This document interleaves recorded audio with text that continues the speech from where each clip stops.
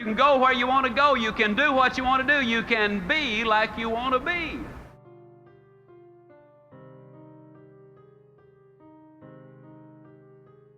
Let's pretend that your telephone rings tomorrow morning, and the voice on the other end says, "John, I've got some marvelous news for you.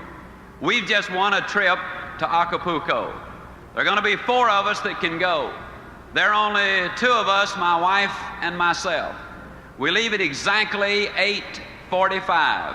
We're going to stay on the beach 4 days. We will live in a millionaire's villa. We will have everything at our beck and call. We will live the life of luxury for 4 full days." Now remember, John, we leave tomorrow morning at 8:45. My only question is, can you be ready to go at 8:45? May I see the hands of those who could, in fact, respond and say, "Yes, I could go." Just for a moment, let's continue the game by saying, you got the telephone call, you accept it, then all of a sudden it dawns on you, hey, I've got some things to do. As a matter of fact, I've got to do this and this and this and this and this. And as a matter of fact, you turn to your wife and say, "Honey, I just don't know whether or not we can make it or not." She says, "Now hold the phone, John." She whips out a sheet of paper. She says, "Now what's the first thing we got to do? What's the second thing? What's the third thing? What's the fourth thing? What's the fifth thing?" How many of you, honest to goodness, believe that during the next 24 hours you could get more done than you normally get accomplished in 3, 4, 5, 6 days? Would you hold up your hands, please? Here's my question, please. Why don't you go to Acapulco tomorrow? Every day of your life. Why don't you, in your own mind, say, "Tomorrow I go to Acapulco if I get this done today"? Do you realize that if you were to do that and schedule it and lay it out, that it would be just a matter of weeks before you could, in fact, go to Acapulco at any time that you wanted to, or anywhere else you wanted to go? I was coming in on the plane yesterday, which is generally the way I fly. And I was seated next to an old boy, and I couldn't help but notice he had his wedding band on this finger. Now I looked at him for a moment. I said, "Friend, you got your wedding band on the wrong finger." He said, "Yeah, I married the wrong woman."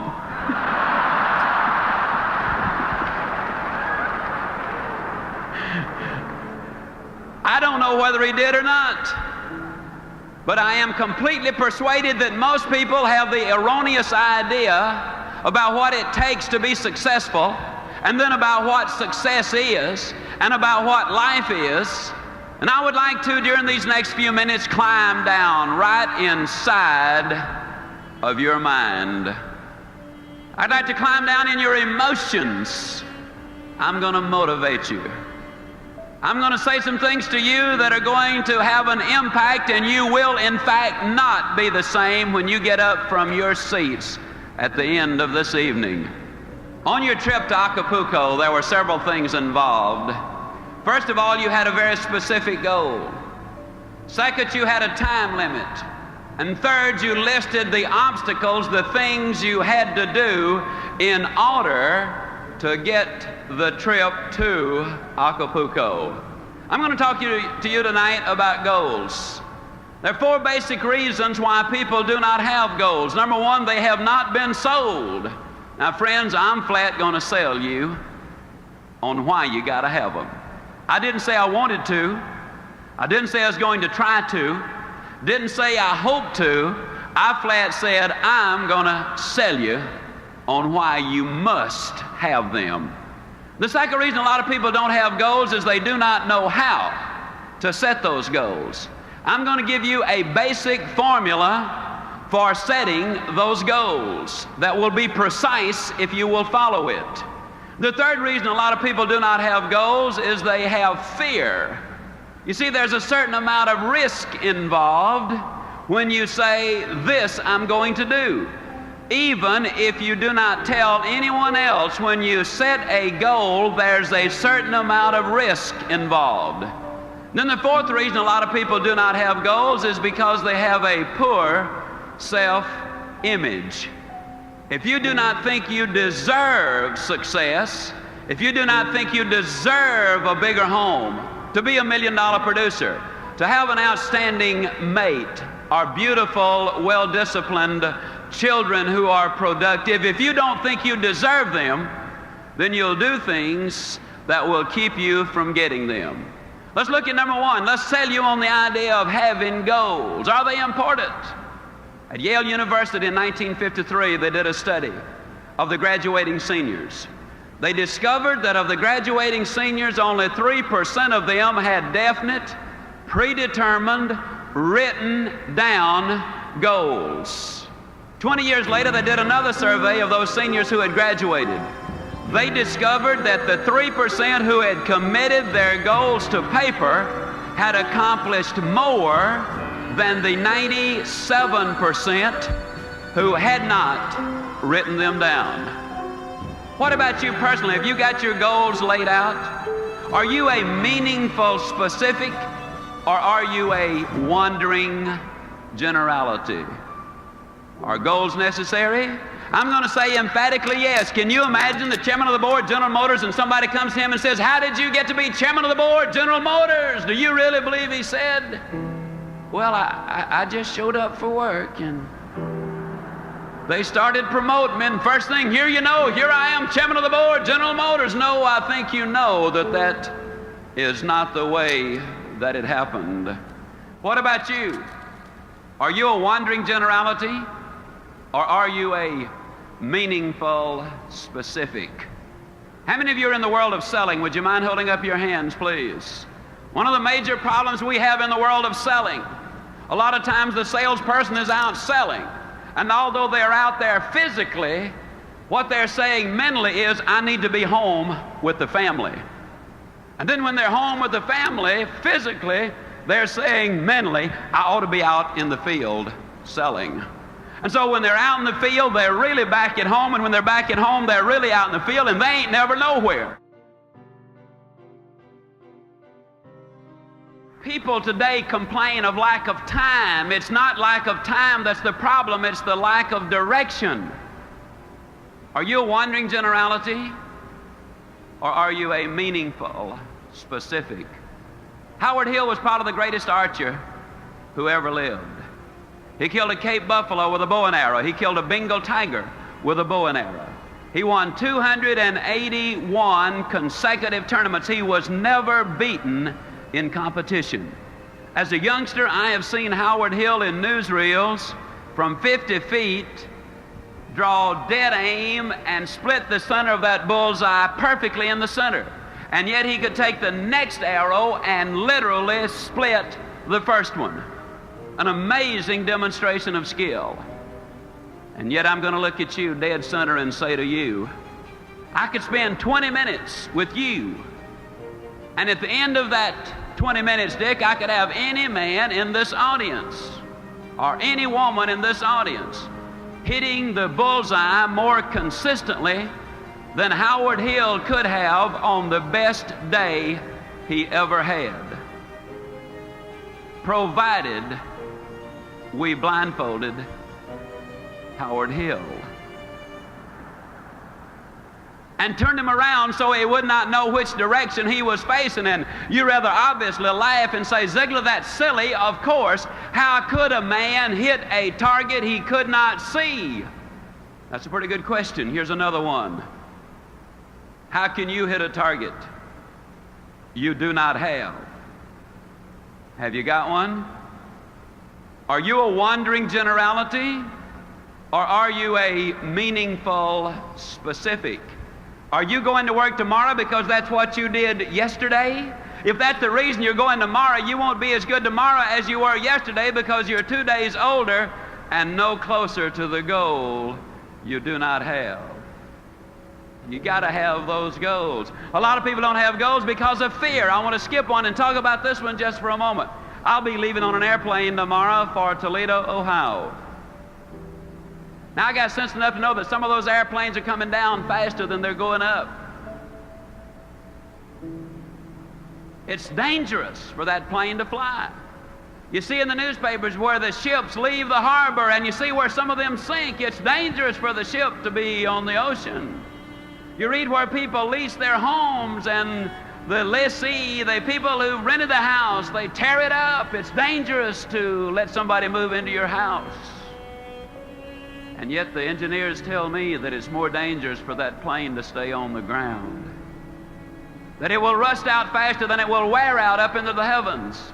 They tell me that that ship will collect more barnacles in the harbor and become unseaworthy faster than it will sailing the high seas. And they tell me that if that house stays empty, that it will deteriorate faster than if you do not have someone living in that house.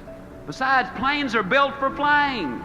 Ships are built for sailing. Houses are built for living. And man, too, was built for purpose.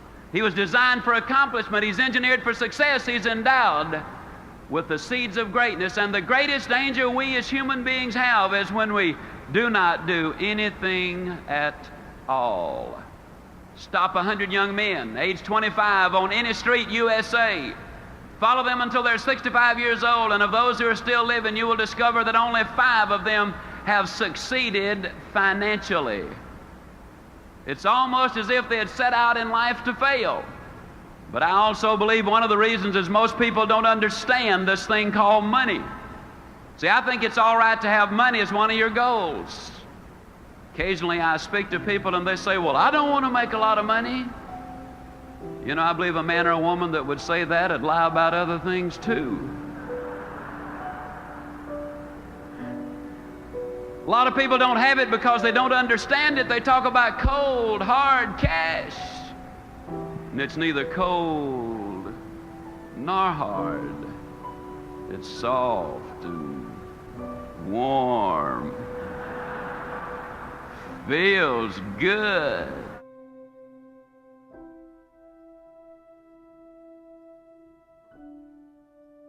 I believe, and I make this statement 40 times in my book, that you can get everything in life you want if you'll just help enough other people get what they want. For example, if you're a salesman or sales lady, if you're selling a product that solves a problem, then you're helping someone else get what they want, which is the solution to the problem, so you get what you want and what you deserve.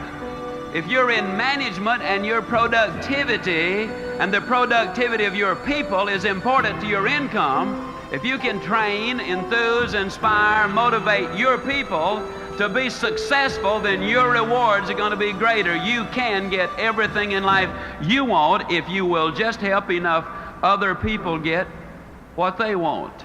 See, we can get what we want if we can give you some thoughts or some ideas or some motivation or some stimulation. If we can, in fact, leave you something so that when you go home tonight, you will be a better man or a better woman or a better boy or a better girl, then you will be more successful tomorrow. Yes, there's danger in setting goals, but there's infinitely more danger in not setting them. Then a lot of people do not know really how to set goals. I'd like to share at some length with you on that. And I started writing this book. and I kind of got excited about it. I put in there some words. You can go where you want to go. You can do what you want to do. You can be like you want to be. And man, I wrote those words and I said, now Ziegler, that's pretty good. As a matter of fact, I got to talking to myself, which is perfectly all right. It's all right even to answer. But if you ever catch yourself saying, huh?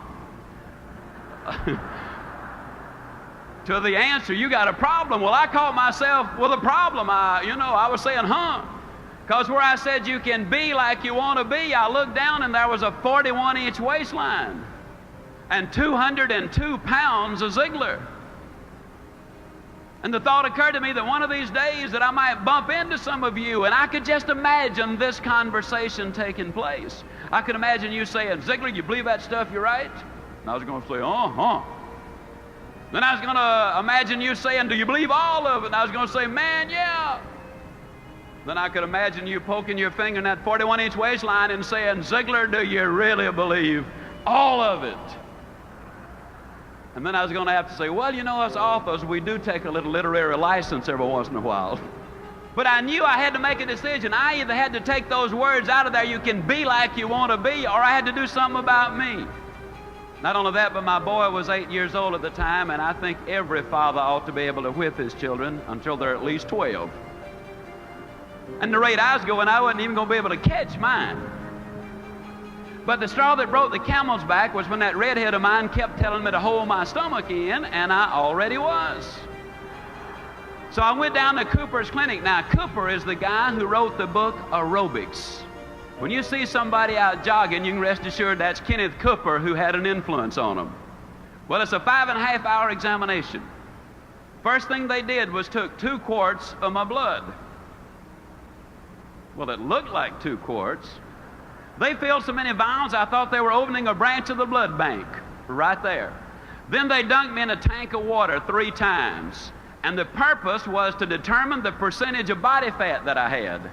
When I got through, they told me that I was 23 9/10% pure lard. Then they put me on a treadmill, and you know, on the treadmill, the longer you can walk, the better your physical condition, and the worst possible condition was horrible. Well, I was determined to get out of horrible into just awful. And I made it by 4 seconds.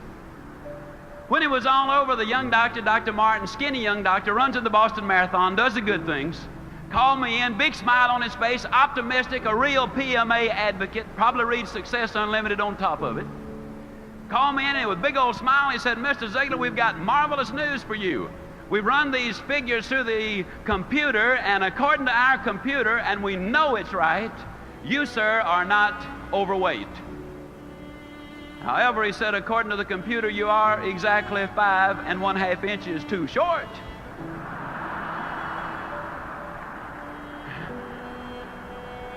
And I said, well, Doc, that's pretty bad, isn't it? He said, no, actually, you're in remarkably good physical condition for a 66-year-old. And I said, Doc, I'm 46. He said, you're in awful shape. He said, as a matter of fact, if you were a building, I'd condemn you. And I said, well, Doc, what can I do? And he whipped out a sheet of paper thicker than my book, and by the time he got through telling me what I could do, I was kind of like the little boy who asked his daddy a question. And his daddy said, well, son, why don't you just ask your mother? The little boy said, Dad, I just didn't want to know that much about it. I got home, and that redhead of mine said, honey, you're going to be out running all over the neighborhood, I suppose. And I said, yep. Well, she said, if I'm going to have a 46-year-old fat boy running all over the place, I'm going to get you looking as good as I can. So she went down and bought me a fancy running outfit, and I'd already gotten some fancy shoes. Oh, and I did something that was really ugly. But I hadn't read Ann Landers at the time, and I'm going to use that as my excuse, although I really knew better. You know, Ann says that you should not steal pages out of other folks' magazines. Well, there was a page in one of the doctor's magazines advertising jockey shorts. Now, I don't know if you folks in Minneapolis read the jockey short ads or not. But if you don't, the next time you see one, you should at least look at the picture. You'll find out in a hurry, they don't put jockey shorts on fat boys.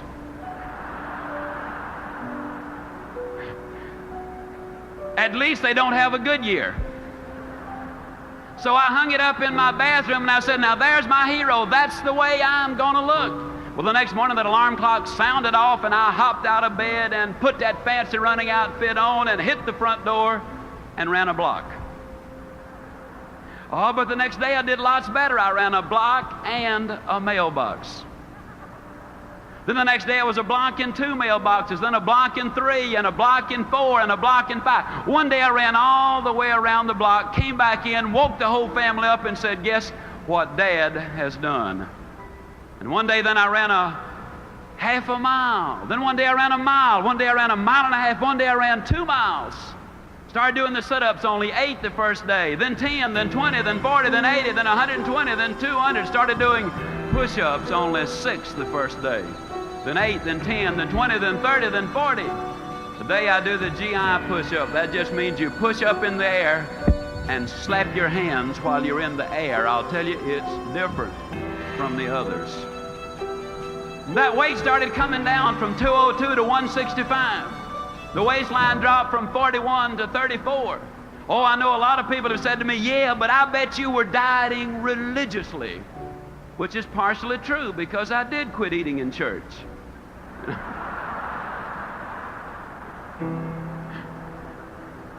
Now, please understand, I am not here to try to talk you onto going on a diet. I'm here to talk to you about goals. As a matter of fact, I talk about it as much as I do because it involves every single principle of goal setting. First of all, ladies and gentlemen, my credibility was at stake. You see, if I'm going to write in my book, you can be like you want to be. If I'm going to stand up in front of you and say, you can be like you want to be, and I come waddling out at 202, there goes credibility.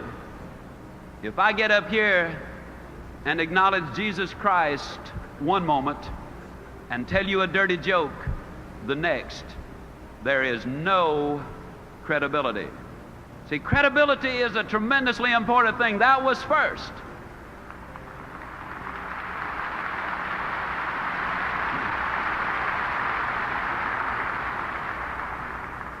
And the second thing, that was my goal. You can't reach somebody else's goal. That's the reason I say don't let me talk you into going on a diet. That's serious business. If you want to lose weight, you start by going to your skinny doctor for a thorough examination. Now, if he's not skinny, swap doctors. See, there's something missing from a credibility point of view when a fat doctor tells you you ought to lose weight. Get you a skinny doctor and a thorough examination. That goal was mine. You cannot reach somebody else's goal. The third thing about that goal was the fact that it involved a big goal. If you're one for writing down phrases, please write this one down. You see, in order for a goal to be effective, it must affect change. And if it doesn't affect change, then the probability of you reaching the goal are pretty slim. 37 pounds made a difference in me. I run into old friends all the time and they say, hey, you've lost some weight. There's a difference. In order for it to be effective, it's got to be big because it's the big goal that creates excitement. It forces you to reach in and utilize that which is there. And the next thing about the goal, although as a practical matter it was an intermediate goal, I'm going to use it for illustrative purposes as a long-range one. When I wrote this book, I was convinced it would sell. I sent it to 3 publishers. They were convinced it would not sell. They wrote me back and said, we don't think it'll sell. Now, when it got to the 4th printing, they wrote me again and said, hey, you know, we think that thing's going to sell. But at first they said no. I believed that it would. I believed also, ladies and gentlemen, that it would sell well. I was enthusiastic about it. I did a lot of work on it. So I decided I was going to go ahead and print the book myself. Now, most authors who print their own book, they generally print 1,000 copies, maybe 2,000, in rare cases 5,000. But I believe the next point about a goal is tremendously important. I believe you've got to have commitment. And I made that commitment. I ordered 25,000 copies for that initial printing. Now, can you imagine me with 25,000 copies in my warehouse saying that I weighed 165 pounds? Because you see, the first thing I wrote in the book was that I weighed 165 pounds, that I had a 34-inch waistline, and the day I wrote that, I weighed 202 pounds. Can you imagine me stuck with a warehouse full of books saying I weighed 165 and I come waddling out and saying it works? I'd made a commitment. You got to have those long-range goals. And the rule is a simple one. You go as far as you can see. And when you get there, you'll always be able to see further. The doctor told me I had to lose 37 pounds. Now that was specific. See, that's another point about goals. It's got to be specific. You can take the hottest day the world has ever seen. Take the most powerful magnifying glass you can buy in any store. Hold that magnifying glass over a pile of newspaper clippings on that hottest day, and you'll never start a fire if you keep the glass moving. But the moment you hold it still, you harness the power of the sun, you multiply it through the glass, and boom, you've got a fire. You cannot make it as a wandering generality. You've got to have a very specific target. 37 pounds was a very specific target. My target date was 10 months down the road. So I looked at the 37 pounds divided by 10. It came out 3 7/10 pounds. Boy, I got excited. 3 7/10 pounds a month, why, anybody can do that. It's easy. As a matter of fact, I was so convinced that I could lose 3 7/10 pounds in a month that I didn't even bother to get started the first 28 days.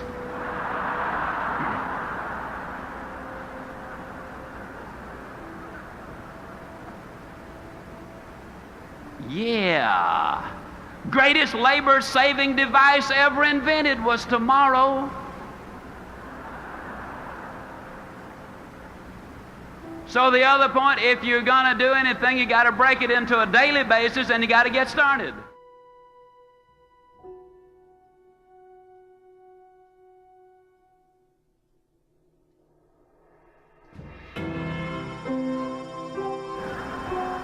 When I was a boy, we lived next door to some rich folks. And I know they were rich, Brother Byrne, because they had a cook. I know they were rich because the cook had something to cook. During the Depression, that was a sure sign of wealth, and I was over there for lunch one day, as I tried to be most every day. And cook brought the biscuits out. No exaggeration, those biscuits were no thicker than this wristwatch. And I looked at them for a moment. I said, Maud, what in the world happened to your biscuits? She reared back, gave that big old tummy laugh, and said, well, I'll tell you about those biscuits. She said, they squatted to rise. But she said they just got cooked in the squat. Hey, you know anybody that gets cooked in the squat? You know anybody that's really going to do something as soon as the kids get out of school, and then I'll have more time to do those things? Then the kids get out of school and they say, well, I didn't realize it, but I got to take them everywhere. Wait till the kids get back in school, then I'll really get busy. Kids get back in school, they say, well, we got a winning football team this year. Got to support the team. Wait till after football season, then I'll really get busy. Football season is over, they say, well, you know, it's Thanksgiving and Christmas now and New Year's. Wait till after the holidays, then, man, I'm really going to get busy. After the holidays, they say, well, you know, the weather is just so bad, and isn't this the worst winter we have ever had? Wait till the weather clears up a little bit, then I'll get busy. After the weather clears up, they say, well, you know, this is the first chance I've had to play a little golf or go fishing. Wait till I get that out of my system. Then they say, well, it's almost time for Easter. Wait till after Easter. After Easter, they say, well, you know, it's now almost time for the kids to get out of school. But that's where we came in, wasn't it? See, the people who wait for Aunt Matilda to move out, or John to get on the day shift, or for him to swap in the old clunker, or until we get a new governor or a new administration, the people who wait for external changes before they make an internal decision will get cooked in the squat every single time. I can guarantee it. If you're going to reach your goals, you got to make up your mind. You do something today. You can't do everything at once. And if I were to relate back to weight, it's appalling to me to have somebody come up who's 150 pounds overweight and say they're going to lose it in 3 months' time. Friend, it took you 40 years to put it on. Don't take it off like that. I took mine off and kept it off because I changed the thing that put it on. A habit. I ate too much regularly. I didn't gain 37 pounds in one weekend. It is one more bite that done me in. It's the little things. I looked at that weight, and I realized that all I had to do was lose 1 9/10 ounces a day. And if I lose 1 9/10 ounces a day, then yes, I'm going to lose that weight. And ladies and gentlemen, to the ounce and to the day, 10 months, I had lost exactly 37 pounds. I had set the goal, and I had reached it. Now, a lot of times people come to me and they say, Zig, tell me the truth. I'm always amused that people that say, tell me the truth, they're implying, I guess, that have been lying up until then. Tell me the truth now, Zig. How did you feel about getting up in the morning and going out there and doing that running? How'd you feel about it? I'm going to tell you the truth. I hated it. Man, that alarm clock would sound off, and I'd lay there for a minute and I'd think to myself, Ziegler, what's a 46-year-old fat boy like you doing getting up running all over the neighborhood? Your buddies are sound asleep. What are you trying to prove? And then I'd look down at that 41-inch waistline and I would say, Ziegler, do you want to look like you, or do you want to look like the guy in the jockey shorts? Well, I didn't want to look like me. No way. So I'd get out of bed. But just because I was running, that didn't mean I had to like it. Man, I'd get out there and run. I don't know what I'm trying to do. Acting like a teenager and everybody else is sound asleep, and here I am doing a fool thing like this. That's crazy, and off I'd go. And don't you think for 1 minute I didn't tell everybody about it either. Friends, relatives, strangers, everybody I came in contact with, I'd tell them about that enormous sacrifice I was making. Listen, at one time in my life, I could get up and make you a speech, and I could put a strain in my voice and a pained expression on my face, and I could say, friends, you got to pay the price. Oh, what a bunch of baloney that is. I ran in the snow of Winnipeg, Canada. I ran in the sands of Acapulco, literally. I ran in the orange groves of Florida. I've run in the rain right here in Minneapolis. And then one day, ladies and gentlemen, I was running in Portland, Oregon. Beautiful day. Never forget it. About 78 degrees. I was on Portland State University campus. And it was about 12:30 or 1 o'clock. I was scheduled to speak, I believe, at 4 o'clock. And I was out running, and as I was running on that campus, I looked around. Some of the kids were laying on blankets reading, some were studying, some were courting, some were just relaxing. And here comes old Ziegler running by them, Sweat running down my back, sweat running down my legs, and for the first time that day, it dawned on me that I was not paying a price. For the first time that day, ladies and gentlemen, it dawned on me that I was having the time of my life. It dawned on me that I was enjoying every single step that I was taking. Today at age 50, I can run 2 miles faster than 98% of the college kids of America. I'm stronger than I was a quarter of a century ago. I can do things that I could not have dreamed of doing just a few years ago. I contend that you do not pay the price for good health. You thoroughly enjoy the price.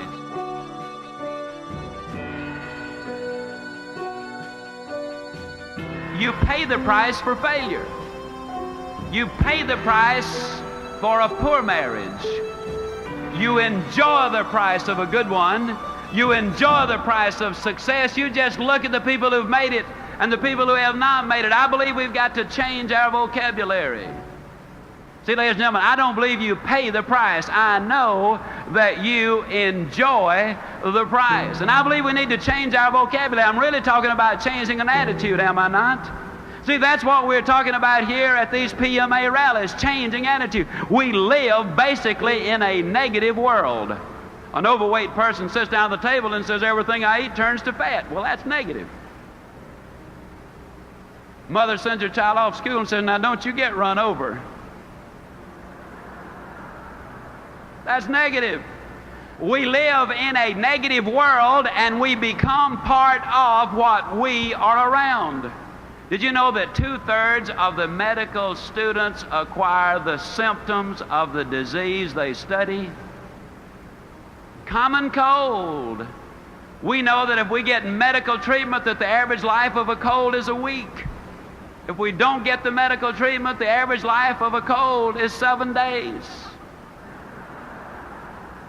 They don't know what causes the cold, they don't know what cures it, but they do know who gets it.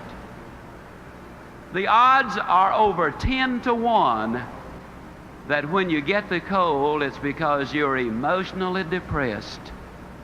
You've got stinking thinking, which, if it continues long enough, will lead to hardening of the attitudes. You become part of what you're around. Classic case. You take a southern boy or girl and send them up north, and in a matter of months, they'll pick up an accent. You've noticed it. Or you can take a northern boy or girl and send them down south, and in a matter of months, we'll have them talking normally. You become part of what you're around. What can we do? Well, let me give you another classic case.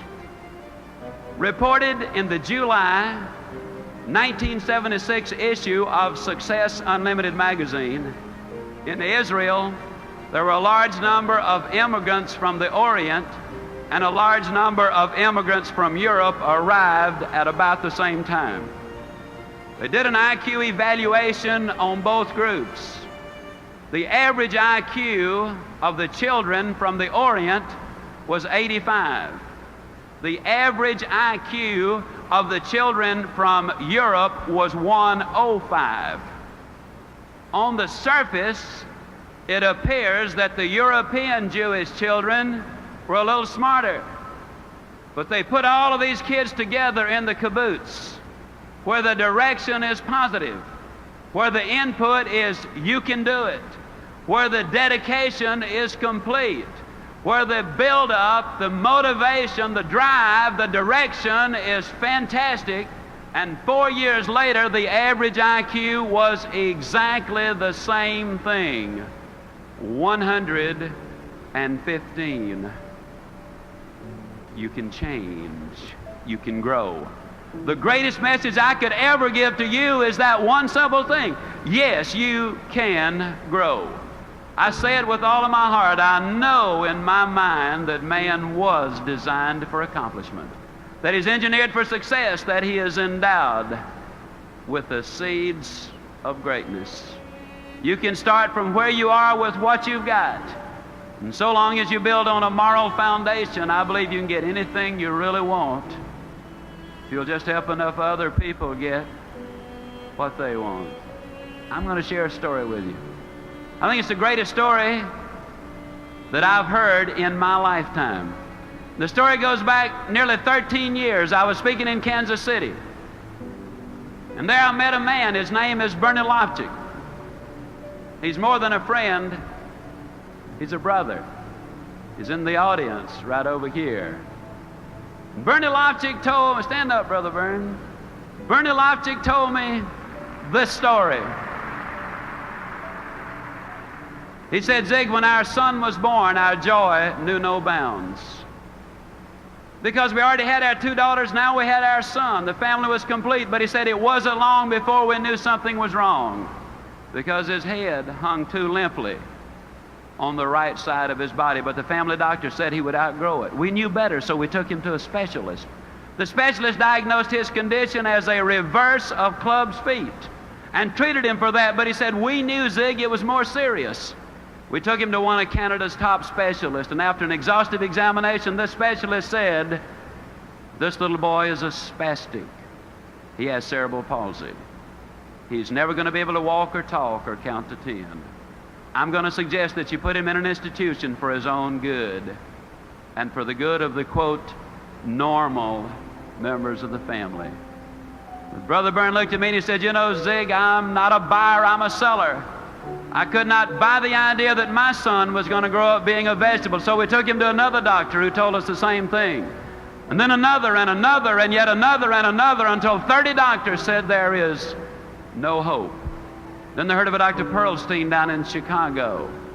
They got an alternate appointment so that when someone else canceled, they could have that appointment, because Dr. Pearlstein was booked 2 years in advance. And 11 days later, a little boy from Australia canceled, and they went to Chicago. Dr. Pearlstein examined David perhaps as no child has ever been examined before. And when he finished, he said, "This little boy is a spastic. He has cerebral palsy. He's never going to be able to walk or talk or count to 10. If you listen to the prophets of doom." But he said, "I want you to know that I am not problem conscious. I am solution conscious. And yes, I believe there is something that can be done for this boy if you are willing to do your part." Well, obviously, Bern and Elaine Loftig said, "Doctor, tell us what to do. We will do anything." And the doctor and the therapist and the nurses spelled it out in minute detail. They said, "You're going to have to push this little boy beyond all human endurance. Then you're going to have to push him some more. You're going to have to work him until he falls. Then you're going to have to pick him up and work him some more. You got to understand that there is no stopping point. That if you ever stop, he goes back. You got to understand that there might be months and even years when you will be unable to detect any change, but you got to stay with it.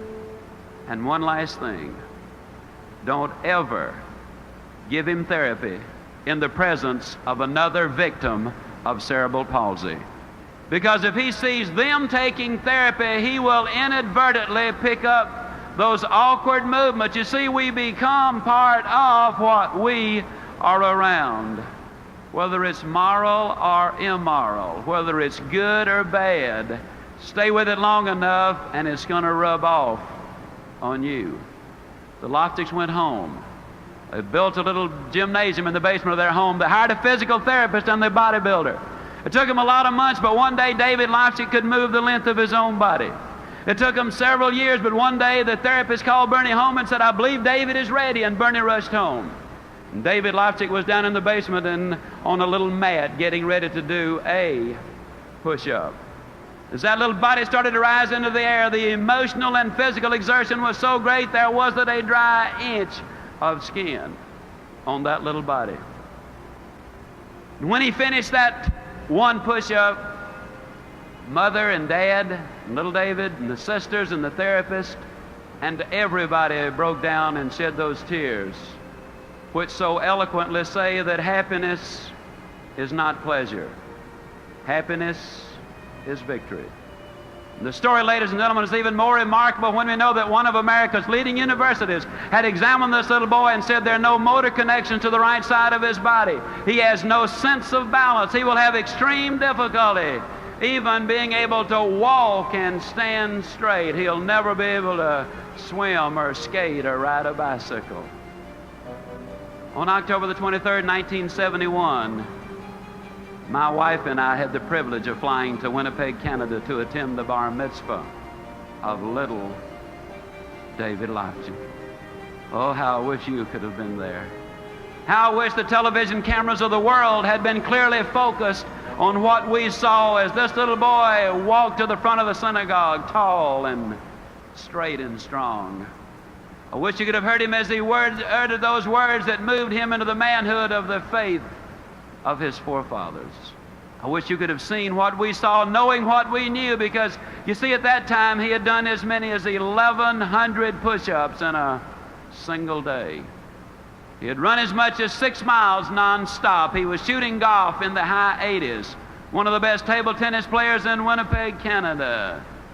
He had entered as a 7th grader St. John's Ravens Court School for Boys, where this little boy who was never going to be able to count to 10 did quite well in 9th grade mathematics.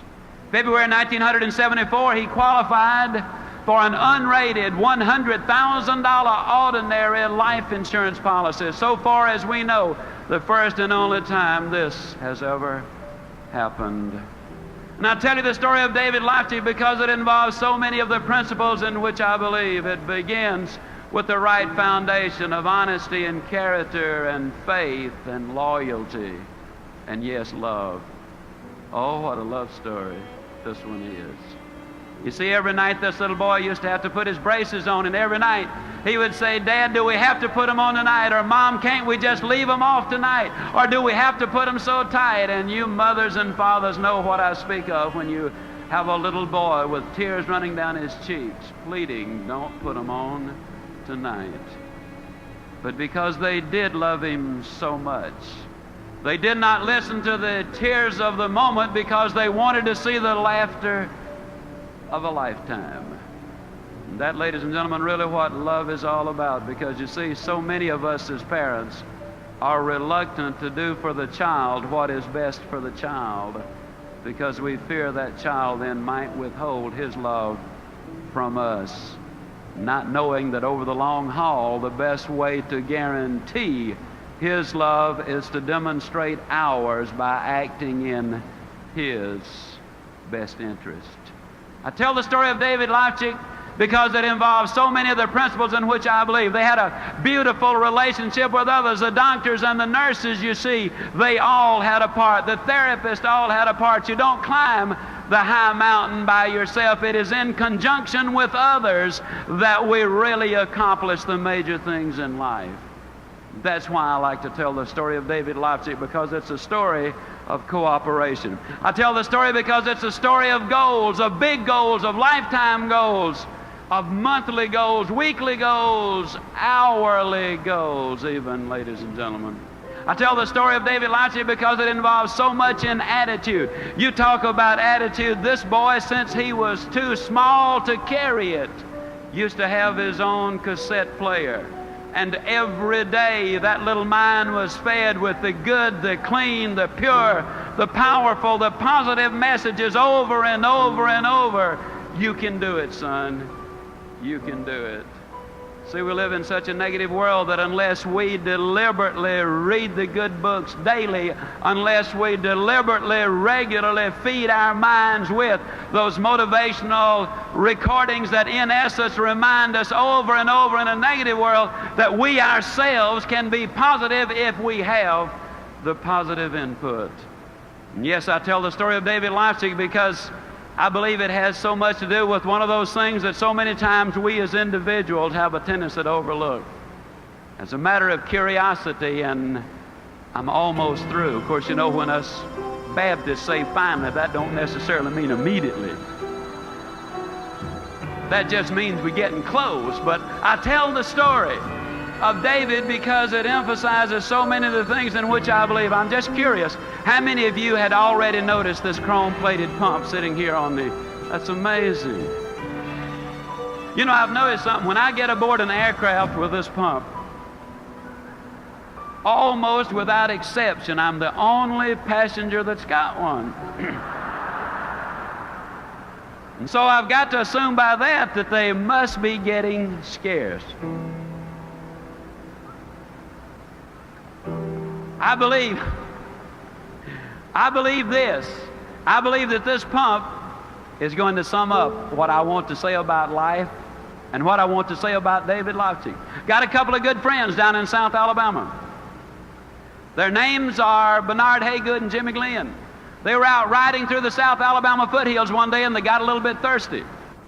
They pulled behind this old abandoned farmhouse. Bernard was driving, he hopped out, he ran over to this old pump, and he grabbed the handle and he started to pump. Now, just as a matter of curiosity, how many of you good folks up here in the big city have ever used one of these old water pumps? Hey, that's fantastic. Okay. Well, it was hot. It was August. And old Bernard wanted a drink of water. And after he'd been pumping a couple of minutes, he said, Jimmy, better get that old bucket over there and dip some water out of that creek. We're going to have to prime the pump. How many of you know what I'm talking about when I say you got to prime the pump? Well, for you non-pumpers, that just means that you got to put something in here before you can get something out here. See, a lot of people stand in front of the stove of life and say, stove, now give me some heat, then I'll put some wood in you.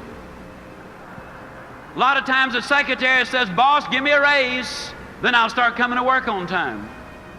So many times the student will say, teacher, just give me a passing grade this semester. My folks are going to tear me up if I don't have a passing grade. Then next semester, I'll guarantee you I'll study. Can you imagine the farmer saying, Lord, give me a crop this year and I promise I'll plant next year. No, it doesn't work that way. First of all, you got to put something in before you can get something out. Well, old Bernard wanted that drink of water. I mean, it gets hot in South Alabama, and he was just pumping away, you know. And I'll tell you, that sweat was beginning to come off of him. And he said, you know, Jimmy, I just don't believe it's in the water down there. No, Jimmy said, yeah, it is, Bernard. You know, in South Alabama, the wells are deep. And we're glad they are, because, you see, the deeper the well, the cooler, the cleaner, the sweeter, the purer, the better tasting that water is. And isn't that the story of life? Isn't it true that that prospect that you really have to work on the most, when you finally do make that sale, isn't it true that that's the one that really gives you the most satisfaction? Isn't that the one? Isn't it true, ladies and gentlemen, that the boy or the girl who was available to every Tom, Dick, and Harry, or Mary, Sue, and Jane come down the pike, those boys and those girls are not the ones that make the kind of husband you want and the kind of wife that you want? Isn't it true that the things in life that have value, that you got to do some pumping for? Well, old Bernard, man, he wanted that drink of water. I mean, by then, he was really working up a sweat. But, you know, there's always that question, just how much pumping are you willing to do just for a drink of water? And finally, old Bernard just threw up his hand. He said, Jimmy, they're just sitting in the water down there. Jimmy said, don't stop, Bernard, don't stop. If you stop, it goes all the way back down, and then you'll have to start all over. And isn't that true? See, there's no way you can look at that pump and say, yeah, just 2 more strokes and I got it. Because you might have to pump another 10 minutes. There's no way you can look in the head of that prospect and say, yep, just 2 more closes and I got him. Because, you know, it might really take a lot of pumping. But this we know that if we pump long enough and hard enough and enthusiastically enough, that eventually the reward that follows the effort will always bring forth the reward. And if you notice that once you get it to pumping, that then all you got to do is just keep a little easy, steady pressure on it, and man, you're going to get more water than you know what to do with. Isn't it true that when things are good, they get better, and when they're bad, they get worse? And it's got nothing to do with what's going on out there. It's got everything to do with what's going on between your ears. You see, your business is never good or bad out there. Your business is good right here between your own 2 ears. And if you're thinking it's stinking, your business is going to be in exactly the same shape. I tell the story of the pump because that too says something about David Lofchick. For one solid winter, David set the alarm clock 1 hour earlier than any other member of the family. The wind chill in Winnipeg, Canada hits as much as 80 degrees below zero. He put those skates on. He literally crawled out to the frozen ice. And it took him 1 solid winter to learn how to stand up. Later, he skated on the neighborhood hockey team. And I tell the story, ladies and gentlemen, because you see, it wasn't easy. But I think if you were to talk to David Lofsky today, he would tell you that you do not pay the price for good health. You enjoy that price. Now, I tell you the story because you see, there today is a sequel to the story. I was speaking out in Amarillo. A young couple seated down on the front row were visibly moved with the story, and they came to me, and they got the address of the doctor who had taken Dr. Pearlstein's place on his death.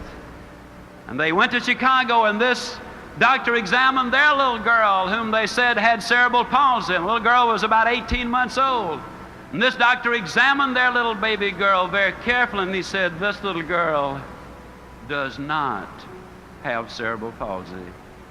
It was a misdiagnosis. She was simply born prematurely. She has all of the symptoms today of cerebral palsy because you have been treating her for the disease, and she now has acquired all the symptoms. They started treating her as a normal child, beautiful and happy and moving well today. Oh, you become part of what you're around. The way we treat people gets to be so tremendously important. You know, folks, I've had so many people to be so nice to me in my lifetime. I know that for the first 2.5 years I was almost a complete failure. A man named P.C. Merrill came along and said, in essence, you can do it. And he made me believe it. And before the year was over, I was number 2 out of over 7,000 salespeople. My whole life changed because a man said to me, you can do it. Oh, I wish I could look you in your own eyes dead center and say, you can do it, because you can.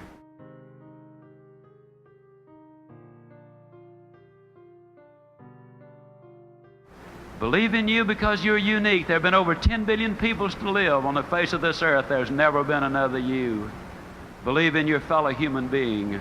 Believe in what you're doing, the company you represent, the product you sell if you're a salesperson. Believe in our great country. It's the greatest land on the face of this earth.